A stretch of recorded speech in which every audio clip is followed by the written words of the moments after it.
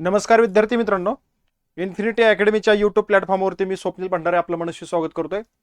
आज एक महत्त्वाची अपडेट शिक्षक भरतीबाबत आहे आणि ती भरती कोण घेणार याच्याबद्दल महाराष्ट्र शासनाचा नवीन जी.आर. आलेला आहे।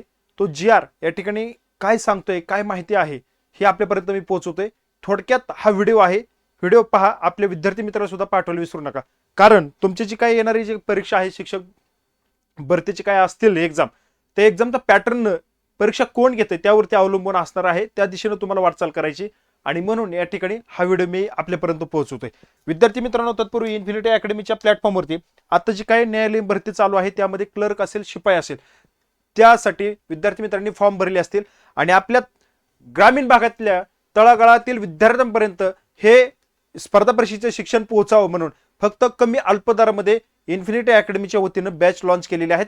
ह्या बॅच विद्यार्थ्यांनी घ्याव्यात आणि आपल्या अभ्यासामध्ये एक पारदर्शकता आणावी आणि योग्य दिशेने आपला अभ्यास व्हावा आणि सिलेक्शन होण्याच्या दिशेने एक आपली वाटचाल व्हावी म्हणून एक शिपाई भरतीची जी काय न्यायालयाची जी जाहिरात आहे त्याकरता रेकॉर्डेड बॅच आहे। ही बॅच घेण्यासाठी इन्फिनिटी अकॅडमीचं ॲप्लिकेशन तुम्ही डाउनलोड करा, त्यामध्ये तुम्हाला ही बॅच मिळेल। आणि जर काही माहिती हवी असेल तर 9226016161 या नंबरवरती तुम्ही कॉल करा।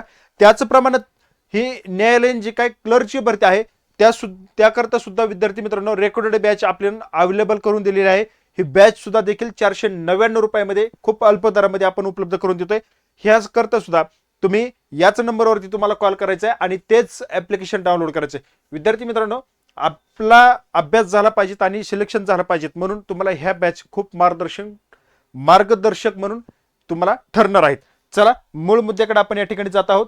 बघा, आता परीक्षा परिषदेकडे कोणाकडे दिली परीक्षा, ही शिक्षक भरतीची परीक्षा परिषदेकडे दिलेली आहे। लक्षात असू द्या, परीक्षा परिषदेचा जो काय पॅटर्न आहे त्या पॅटर्नने तुम्हाला अभ्यास करायचा, पण जो जी काय शासन निर्णय जारी झालेला आहे त्याबद्दल आपण थोडक्यात माहिती पाहूया। महाराष्ट्र राज्य परीक्षा परिषद शिक्षक व पदभरतीशी संबंधित सर्व कामकाज सोपवण्याचा या ठिकाणी निर्णय शालेय शिक्षण विभागाने घेतलेला आहे। कोणाकडे? महाराष्ट्र राज्य परीक्षा परिषदेकडे। मग कोणती कामे? शिक्षक व पदभरतीशी, म्हणजे त्यांच्या डिपार्टमेंट मध्ये जी काही भरती होते त्याच्याशी संबंधित या ठिकाणी तो निर्णय शालेय शिक्षण विभागाने घेतलेला आहे। यापूर्वी परीक्षा परिषदेकडे शिक्षक पात्रता परीक्षा म्हणजे काय टीईटी जी व्हायची आपली, ती टीईटी, शिक्षक अभियोग्यता व बुद्धिमत्ता चाचणी टेट व शिष्यवृत्ती यांसारख्या परीक्षांच्या आयोजनाची जबाबदारी होतीच, परंतु शिक्षक पदभरतीशी या ठिकाणी संबंधित परीक्षेचं आयोजन व निवड प्रक्रिया एकाच संस्थेकडे असणे आवश्यक आहे आणि या संस्थेकडे असणे आवश्यक असले त्यामुळे हा बदल करण्याचे आल्याचे शिक्षण विभागाकडून कळवण्यात आलेले अशी बातमी या ठिकाणी 30 नोव्हेंबर रोजी त्यांना समजलं आणि आपल्याला ही बातमी या ठिकाणी पाहायला मिळालेली आहे।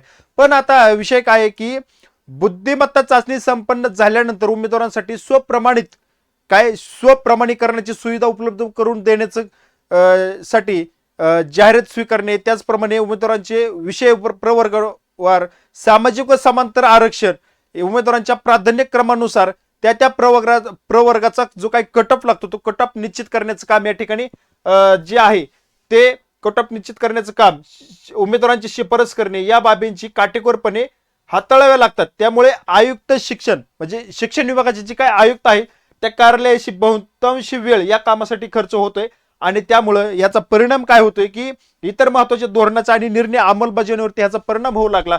म्हणून ही जी काही विभागणी किंवा काम हे आपण शिक्षण परिषदेकडे दिलेलं या ठिकाणी आपल्याला पाहायला मिळतंय आणि सगळ्यात महत्त्वाचं हा जो काही परिणाम होत असताना धोरणाच्या निर्णयाच्या अंमलबजावणीवरती त्याचा काहीतरी विपरीत या ठिकाणी परिणाम होते आणि राज्य परीक्षा परिषद ही शालेय शिक्षण विभागांतर्गत कायद्याद्वारे स्थापित झालेली ही स्वायत्त संस्था असून या संस्थेमार्फत बघा काय सांगितलं की शिक्षक पात्रता परीक्षा आणि शिक्षक अभियोग्यता व बुद्धिमत्ता चाचणी यांसारख्या परीक्षेचे आयोजन केले जाते। शिवाय शिक्षक पदभरतीशी संबंधित कामकाज या संस्थेतून यापूर्वी या ठिकाणी हाताळलेले आहे, म्हणूनच त्यांच्याकडे हे काम या ठिकाणी देण्यात येत आहे।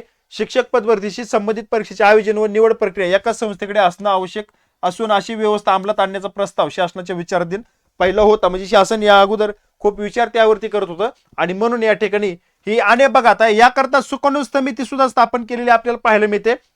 पवित्र पोर्टल मार्फत राज्य स्तरावरील शिक्षक पदभरतीशी संबंधित महत्वाचे तसेच धोरणात्मक निर्णय यांच्या अंमलबजावणीसाठी त्या अनुषंगाने जे काय आवश्यक ते निर्णय घेण्यासाठी शासनास शिफारस करण्यासाठी सुकाणू समितीची स्थापना या ठिकाणी केली होती आणि या समितीने राज्याचे शिक्षण आयुक्त ह्या समितीचे अध्यक्ष होते. बघा अध्यक्ष कोण होते?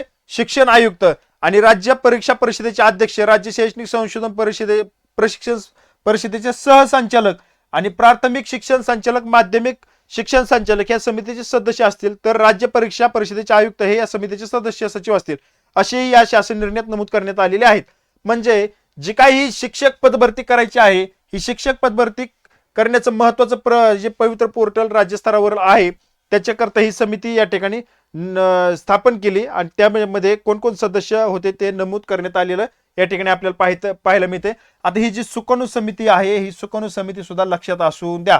बघा सुकाणू समितीबद्दल बघा अशा पद्धतीनं ही जी काय परीक्षा परिषदेकडे शिक्षक भरतीची जबाबदारी या ठिकाणी सोपवलेली आहे.